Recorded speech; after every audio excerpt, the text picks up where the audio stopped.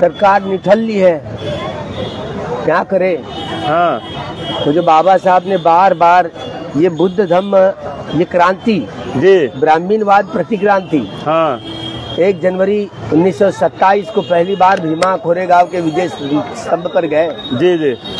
और बाबा साहब ने उस स्तंभ पर शमन संस्कृति और ब्राह्मण संस्कृति के भीतर की दरार जो है, जी जी, तो बाबा साहब को ये समझ में बात है कि हमारा पराभव हुआ इतिहास में। हाँ, प्रतिक्रांति इस देश में हुई, जी जी, जो प्रतिक्रांति की वजह से यहाँ जो भगवान का जो सद्धर्म है, जी जी, वो सब धूलमिल किया है। हाँ, तो ब्राह्मणवादी प्रतिक्रांति की वजह से, जी, तो इसीलिए ये सारा प्रभाव बाबा साहब ने हाँ, जो 14 अक्टूबर 1956 को नागपुर की पवित्र दीक्षा भूमि पर हाँ, जो दीक्षा दी है, जी जी, और फिर से ये नई पताका द्वितीय बुद्ध शासन के में कर्णधार बने 2500 साल के बाद। और एक जम्बूद्वीप में बोधिसत्व आएंगे, और उसी बोधिसत्व ने यहाँ इस सद्धर्म को उजागर किया। जी जी, धर्म एक ही होता है, जी जी, जो प्रकृति के कानून से लगभग जुड़ा हुआ होता है, हाँ हाँ, इसलिए प्राकृतिक कहा गया है। जी, जैसे प्रकृति का विकास हुआ है, हाँ, तो प्रकृति के विकास के तौर पर धीरे धीरे प्रकृति की जो भाषा है, प्राकृतिक भाषा, जी, तो पाली कही गई है। जी जी, तो पाली भाषा तब ही उत्पन्न होती है जब बुद्ध उत्पन्न होते हैं। बिल्कुल, दुर्लभो बुद्धो उत्पादो इमस्मिन् लोके, जी जी, अर्थात दुर्लभ है इस लोक में बुद्ध का उत्पाद होना, उत्पन्न होना, जी जी, इतना दुर्लभ है। अगर बुद्ध ही उत्पन्न नहीं हुए तो ज्ञान की गंगा बह नहीं सकती। जी, बिल्कुल बिल्कुल, ज्ञान की गंगा बोध गया से ही बहती है, हाँ हाँ, प्रारंभ होती है। लोग कहते हैं ना, साधुओं का, ऋषियों का कुल और नदी का मूल, जी जी, कोई पूछे नहीं, ऐसे कहावत है ना। बिल्कुल, लेकिन भगवान जो होते हैं, सम्यक संबोधि को प्राप्त करने वाले महापुरुष होते हैं, जी जी, वे सारी बातें उनकी जड़ों को जान लेते हैं। ये प्रकृति के भीतर और बाहर के सारे रहस्यों को खोल देते हैं। जी जी, प्रकृति के मुताबिक जब भी बुद्ध उत्पन्न होते हैं तो उस समय पाली प्राकृत ये विकास होता है, जी जी, और उनसे पाली विकसित होती है कि बुद्ध की बात नहीं हो रही है। ये भूतकाल के जितने सारे सम्यक संबुद्ध हुए हैं, जी, उन्होंने अपने देश में अपना सद्धर्म पाली भाषा में ही प्रस्तुत किया है। जी जी, भगवान के समय में जो दिख रही थी जड़े है वो, तो भाषा तज्ञ की जो शुरुआत होती है, पाली एक ही बुद्ध की बात नहीं, सभी बुद्धों की बात हो रही है। जी जी, तो भला सम्राट अशोक के काल में ये जो महाबोधि विहार बना है, और ये सारी नींव डाली है, हेरिटेज सेंटर बना रहा है सरकार ने। जी जी, फिर भी हम बुद्ध के देश से आते, ऐसे बार बार प्राइम मिनिस्टर कहते, लेकिन इधर ध्यान नहीं। नौटंकी यहाँ आकर बोधि वृक्ष में आकर के नाटक करते, अब बड़ा ध्यान ये करके। हाँ हाँ, लेकिन अभी ये सोमनाथ के मंदिर का है ना, वो भी ट्रस्टी अध्यक्ष है। जी जी, अच्छा, डॉक्टर खराब जी ने वो केदार की, अच्छा हुआ। जी जी, कम से कम हमारी वो जो मित्र है, जो डॉक्टर वीना जैन, वो पुरातत्व वैज्ञानिकों ने वहाँ पर खोजबीन की, और 3 मंजिल, बस सोमनाथ के नीचे 3 मंजिल विहार है। भला वो क्या देने के लिए राजी हो गए? नहीं हो गए। यहाँ बोध गया हमारा विहार है, फिर भी वो 1949 का जो कानून है वो कहते हैं कि बाधा है। बड़े जो 13 नंबर मूलभूत अधिकारों का जो बात कही गई 13 में मूलभूत अधिकार में, संविधान में, जो 26 जनवरी 1950 को जो ये संविधान लागू हुआ, तब तो पुराने जितने कानून को रद्द-बदल होने चाहिए। अभी इसी एक ही निकष के आधार पर ये विहार बौद्धों के हाथ में देना चाहिए, भिक्षु संघ के हाथ में देना चाहिए, ताकि उनका अधिकार, मूलभूत अधिकार जो 25वां कलम का, वो स्वयं गवर्नमेंट यहाँ गंभीर नहीं है। अब पता नहीं वो क्या कर पाएंगे, क्योंकि जो राम मंदिर बनाया गया है वो भी हमारी विरासत थी। जी जी। अब कोरोना काल में हमारे मामा जी ने, मोहन मामा जी ने वो गड़बड़ घोटाला कर दिया। जी जी। और जानबूझकर ऐसे जो न्यायाधीश बनाए जो कि उनके पलट में भारी पलटाया और रिजल्ट बदल करके यहाँ सारी जो बाबरी महाविहार था प्राचीनतम, उसको बाबरी मस्जिद में लेकिन अभी अभी वो इलाहाबाद के हाईकोर्ट में जो ज्ञानवापी मस्जिद, वो कहाँ मस्जिद है ज्ञानवापी है, 1250 जो नाम है भगवान बुद्ध के, जी। ज्ञानवापी ये पाली नाम है, ये भगवान का नाम है, वो स्तूप है, वो कोई लिंपिन नहीं है, स्तूप जो मिला है। जी जी। तो जहाँ जहाँ खोदोगे वहाँ बुद्ध ही मिलेंगे ना, और क्या होगा, क्योंकि पहले जो भी संसार में बुद्ध की मूर्ति उत्पन्न हुई। जी जी। दूसरी और किसी ने, जहाँ जहाँ खोदोगे तो बुद्ध ही मिलेंगे। बिल्कुल बिल्कुल। यहाँ ये पांडव जो यहाँ कहे जाते ना, ये पांडव ये 5 जो मूर्तियाँ कहते हैं, जी जी। पांडव नहीं है, 5 बुद्ध है, जो कि सिद्धार्थ गौतम जो सम्यक संबुद्ध हुए, उन्होंने ये बात बतलाई, जो अभी हड़प्पा हो या मोहनजोदड़ो हो, वहाँ पर वो कोई वैदिक संस्कृति का कोई नामो निशान नहीं। वे जो ककुसंद बुद्ध की जो वहाँ पर टीले जो मिले, वो कोनागमन ककुसंद और काश्यप बुद्ध के, ये हमारी जो भीतर वो नाग राजा के शेषनाग पर ऐसी पृथ्वी तैर रही है, खड़ी है, कहावत है। और वो शेषनाग राजा बुद्धिस्ट राजा थे, वो सांप पे बदल दिया गया, क्या करे, हमारा ही राजा था। हम स्वयं यहाँ धर्म संस्कृति के उजागर वहाँ हड़प्पा और मोहनजोदड़ो में देखते हैं, तो वहाँ 7x12 की कुटिया मिली है भिक्षुओं के प्रमाण, भूमि नापने का जो प्रमाण है, जी जी, भिक्षुओं की कुटिया मिली। और वो विरासत, वो सभी विरासत वो हमारी है, धम्म संस्कृति की। एक बुद्धाति ताची एक बुद्धा अनागता पच्चुपन्ना 6 बुद्धा अहं वंदामि सबदा। हम भूत वर्तमान और भविष्य काल के सभी बुद्धों को वंदन करते हैं। तो इस भद्रकल्प में 5 बुद्ध होने वाले हैं, 5 बुद्ध, वो 5 बुद्धों की प्रतिकृति है, समझिए बातों को। क्योंकि वो कोनागमन ककुसंद काश्यप बुद्ध और चौथे सिद्धार्थ गौतम, और आने वाले इसी बोधगया में, क्योंकि बुद्ध की उत्पत्ति बोधगया में होती है। अभी ये बोधि वृक्ष है ना पीपल का, बिल्कुल बिल्कुल, यही इसी महाकल्प में आखिरी के जो सम्यक संबुद्ध आएंगे वो आर्य मैत्रेय बौद्ध कहेंगे ना। डॉक्टर बाबा साहब अम्बेडकर जी, उनका नाम आखिरी के जीवन में अजित होगा, आर्य सम्यक संबोधि को प्राप्त करेंगे। तो इसी बोधि वृक्ष जो है ना, नागा बोधि वृक्ष बनेगा इसी स्थल पर। तो ये 5 बुद्धों का ये महाभद्र कल्प की जो अंकित किया गया है, अब कौन जाने कैसे समझे।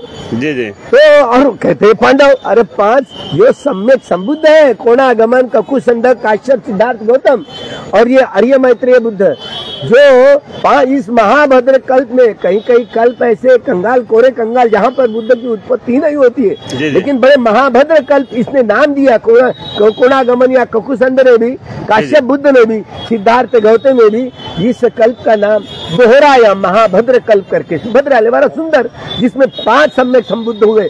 तो वो चित्रीकरण है। पता नहीं जहाँ जहाँ लीन पिन बड़ा सीधा जाता है प्रतिक्रांतिकारियों ने, ये जहाँ जहाँ भी हमारे स्तूप थे भगवान की, जहाँ बुद्ध की विरासत थी, सब बदल दिया गया।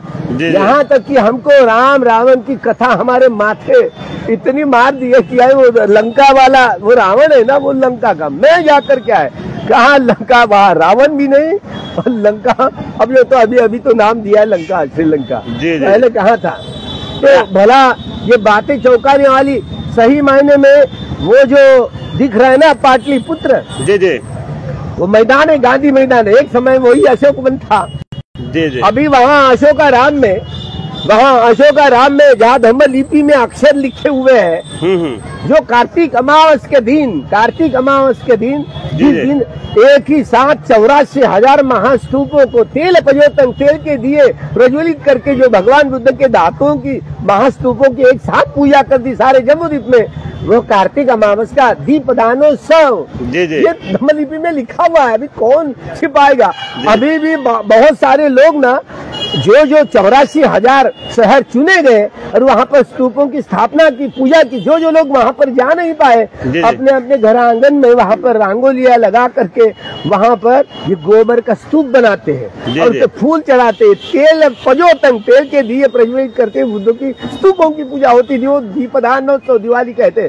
सारे त्योहारों का इतना विकृतीकरण हुआ, तो हम हमारा है या नहीं है बोल नहीं पाते, पहचान नहीं पाते। जैसे जैसे एक जड़ सामने आ जाएगी तो पता चल जाएगा। न जाने ये सांस्कृतिक प्रतिक्रांति हुई देवानाम प्रियदर्शी सम्राट अशोक के परपोता बृहद्रथ उनकी कपट नीति, जिस दिन देवानाम प्रियदर्शी सम्राट अशोक की धम्म दीक्षा हुई थी, वो धम्म विजय दिवस, धम्म विजय दिवस जिस दिन, उसी दिन सम्राट बृहद्रथ को पकड़ा गया, उसके हथियार छीन ले गए पुष्यमित्र शिंद द्वारा।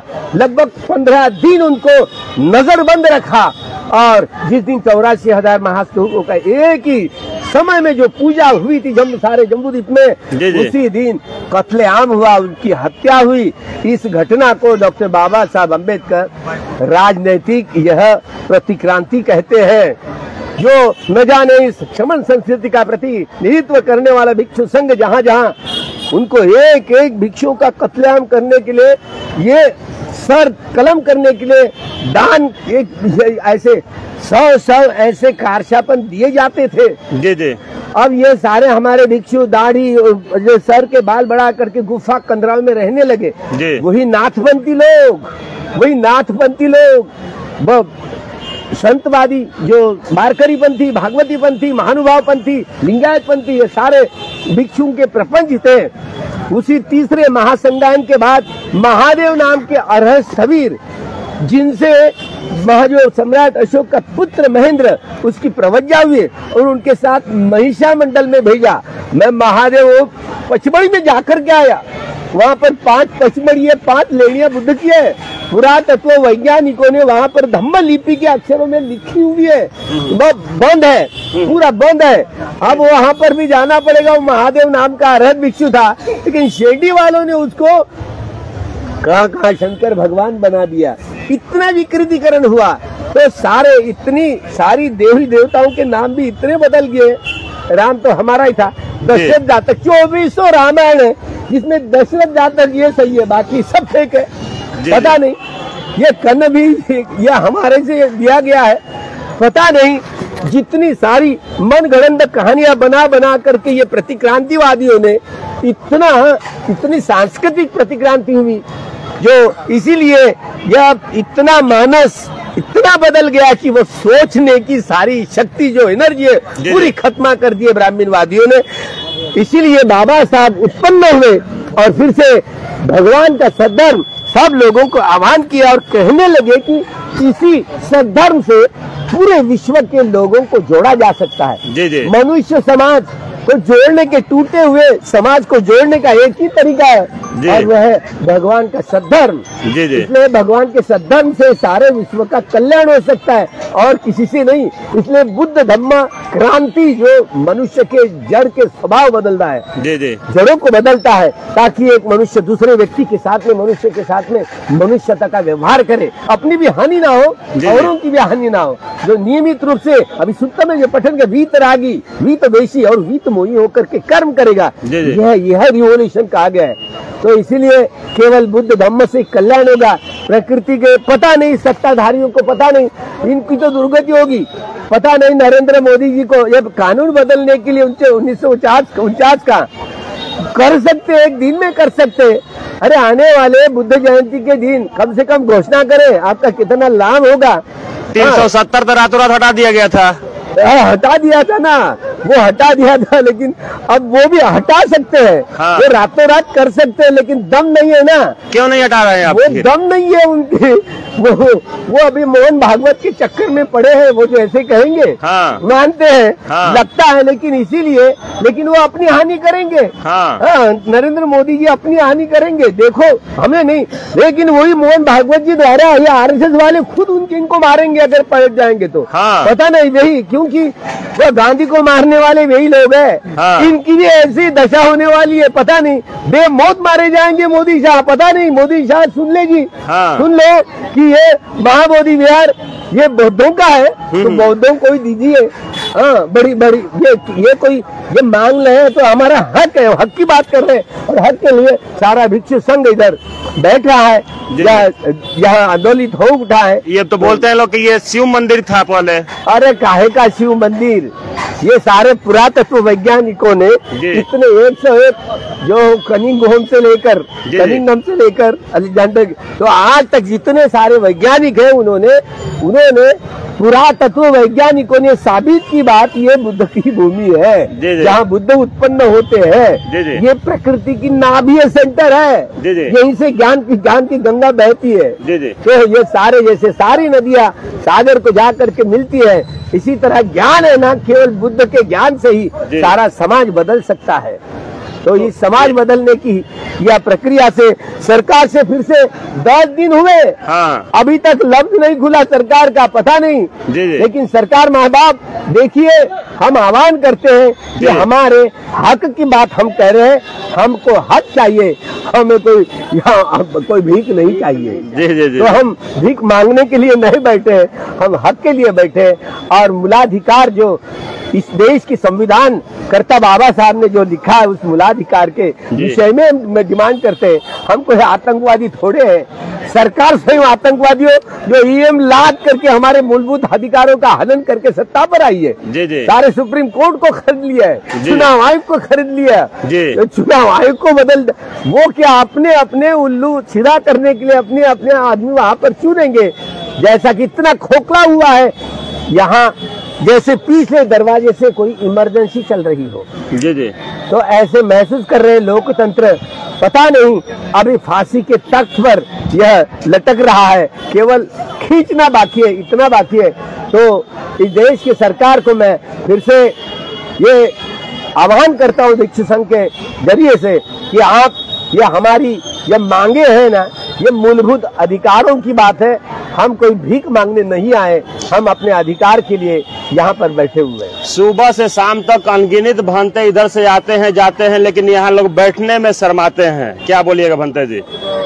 वो आएंगे, शुरू में लगता है, उनको लगता है कि जब तक कि सरकार बदलेगी नहीं ये कानून, तो तब तक ये होने वाला नहीं, बैठने से क्या होगा। तो तिल मिलाते रहते हैं, पता नहीं वो बैठेंगे। लेकिन एक बार जोर शुरू हुआ, अब किसानों का जोर शुरू हुआ था ना, तो ऐसे इसी तरह से ये निरंतर अगर ये 3 महीने तक का चला ना, फिर सारे विश्व के लोग आएंगे। देखिए बुद्ध जयंती के अवसर पर सारे विश्व के जितने सारे बुद्धिस्ट मॉन्क है, लोग है, यहाँ आएंगे और सारे विश्व भर में ये अंतर्राष्ट्रीय न्यायालय में ये मुद्दा जाएगा और वो झुकना पड़ेगा, गवर्नमेंट को झुकना पड़ेगा। कार्यकारिणी सदस्य में जो 4 हिंदू 4 बौद्ध रखा गया है, उसमें भी से जो 4 लोग हैं, अरे एक दिन में बदली कर सकते हैं, उनके हाथ में एक दिन में बदली कर सकते हैं। हम कोई भीख थोड़ी मांगने के लिए है। अरे बौद्धों का विहार है तो बौद्धों को दे दीजिए, वहाँ पर कहाँ शिव मंदिर में कहाँ अड़ंगिया लगा करते, ये सारा क्योंकि जानकारी नहीं है ना, सब भूत भुलैया है वो। इसलिए यह दीक्षित संघ के हाथ में उपासक उपासिका और भिक्षु भिक्षुणियाँ, ये जो 4 परिषदें होती है, तो बुद्धिस्ट लोग ही वहाँ पर रहने चाहिए और वो ब्राह्मण लोग निकल देना चाहिए। बड़ी कितनी सीधी सी बात है। लेकिन अभी माने तब ना। आज 10 दिन हो गया भंते जी, कितने भंते लोग हैं कि अन्न जल ग्रहण नहीं कर रहे हैं, तो क्या सरकार भंते जी लोग को मार देना चाह रही है? वो बिल्कुल नहीं। क्या है कि अभी ये कुंभ मेला में लोगों को मरवा दिया, जो लोग वहाँ पर मरे ना, उनको स्वर्ग प्राप्ति मिल गए थे, आगे से बोलने लगे। अरे धन्यो, पता नहीं कितनी मिथ्या दृष्टि में जी रहे। हिंदुस्तान कहते हिंदू लोगों को मरवाया जा करके। वो महादान कहा भूमि, और महादान के चक्कर में कितना हर एक त्योहार का कितना विकृतीकरण हुआ है। वो हमारा महादान बड़ा था, पता नहीं 3 महीने के पहले घोषणा की थी भगवान बुद्ध ने, मेरा महापरिनिर्वाण बाद वहाँ कुशीनगर में होगा। पता इतने महादान करने लोग गए थे, पता नहीं कहाँ कितने कर्म कांडों में यह बदली हो गई है, विकृतीकरण हुआ है। यहाँ भी बुद्ध विहार में लोग स्वर्ग में भेजते हैं पिंड दान करके।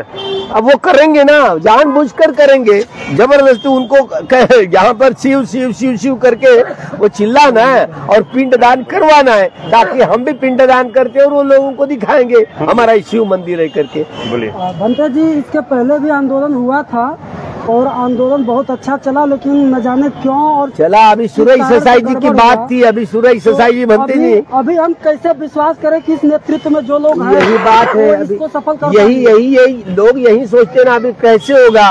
पहले तो आंदोलन फंस गया, तो अभी होगा कि नहीं होगा। देखो अब ये मजाक थोड़ी है। अभी आंदोलन जो शुरू हो रहा है तो उसमें लोग देखेंगे। आप देखो जैसे जैसे दौर पकड़ लिया ना एक बार, तो सारे विश्व के लोग आएंगे, सारे विश्व के लोग आएंगे।